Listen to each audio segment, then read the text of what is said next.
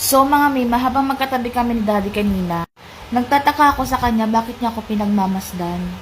Tapos alam niyo ba kung anong sinabi niya sa akin? Para na nga daw akong si ano dahil nga naman hindi ko na nga raw inaayos yung sarili ko. Nak ng putik, kinumpara pa nga ako sa ibang tao. Yung natutulog kong dugo ng ilang taon, grabe, bigla na lang nabuhay ng agad-agad. Yung tipong nagpantig talaga yung dalawang tenga ko, mami.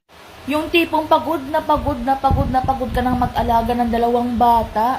Tapos yung oras ng pagkain ko, lagi na lang late mga mima. Tapos yung ligo ko, minsan late na, minsan hating gabi pa.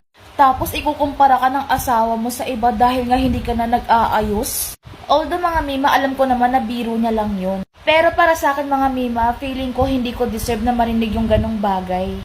Kaya nga naman eto, ginantihan ko siya ng malupit-lupit.